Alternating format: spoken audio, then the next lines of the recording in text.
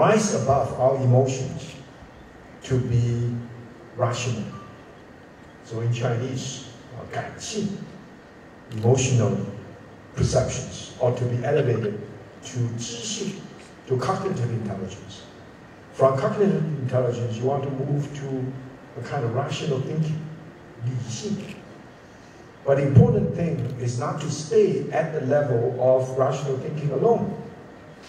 You have to get to a place we call enlightenment, 悟性. So 悟 is a very important Buddhist term, which means awakened, enlightened. You need to be able to engage yourself in a kind of enlightening understanding.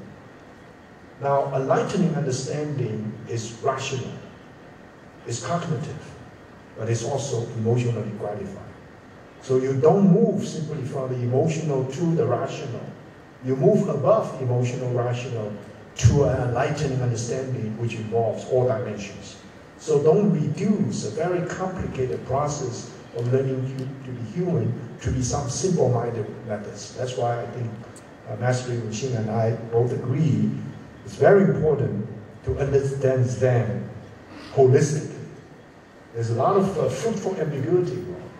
Don't tie up loose ends prematurely. If you try to understand yourself, you try to cultivate yourself, you're always encountering doubts. You're always confronted with all kinds of puzzles. And sometimes doubts and puzzles can help you to liberate yourself from a very narrow-minded, mechanistic understanding of simple problems. So I think this is the idea of how to live.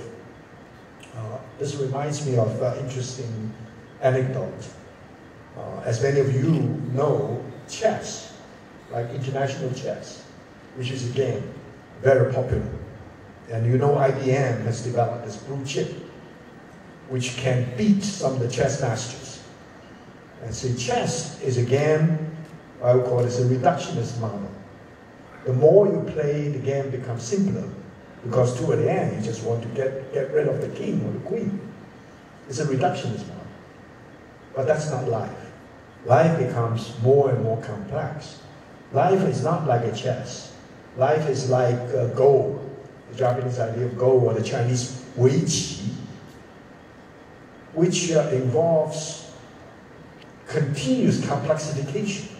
I don't know how many of you play that, but anyway, according to many, many great scientists in artificial intelligence, it's almost impossible for our generation, with all the brilliant minds all over the world, to design a computer system or artificial intelligence that we're able to master the rules of the game of Weiqi.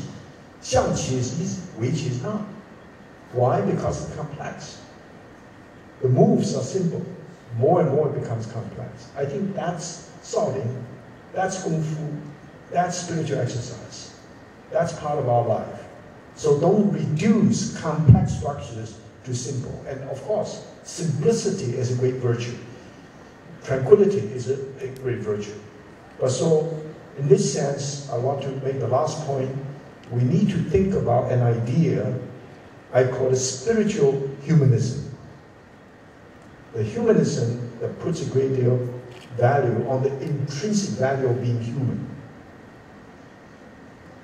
Being human is not an isolated enterprise. We learn for ourselves, but the self is always a center of relationships, which means at the center, each one of us cherishes our autonomy, independence, dignity. But as relationships, we're constantly involved in an ever-extending network of human relatedness. Family members, friends, strangers, neighbors. As we travel across the world, we meet numerous people. People of many different faiths, many different ideas. But in addition to people, we meet the animal world, plants, inanimate beings. We are an integral part of a cosmos. We're an integral part of a universe. So the idea of a person as a center of relationships is the idea of being human, which is not just anthropological.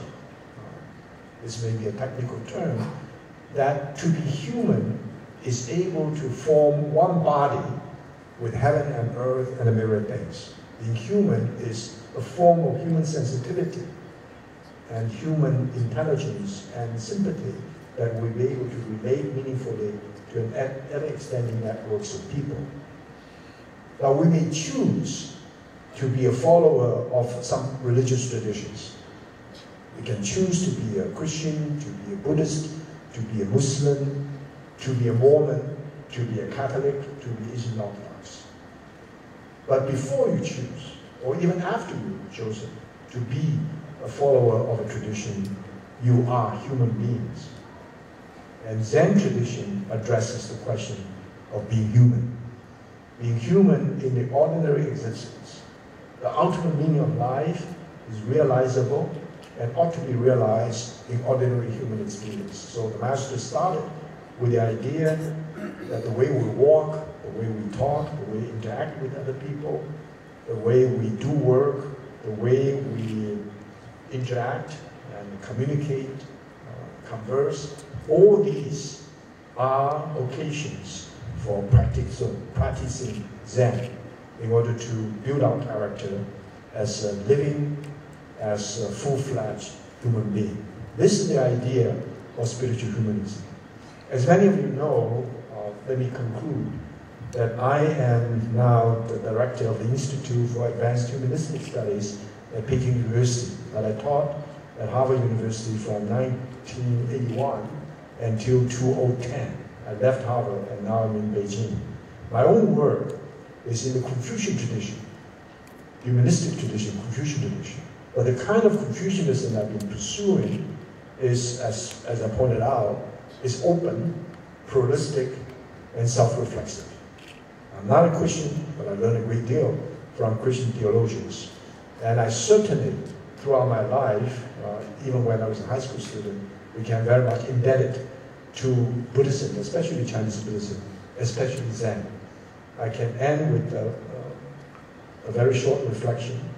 Zen, the Japanese idea of Zen, came to the United States in the 50s and 60s with people like Suzuki Daisetsu, with Abe Masao, with Nishitani Cage, of course a great Zen master in Los Angeles area, is Sasaki Shoshu. He probably is over 100. So there's a long tradition.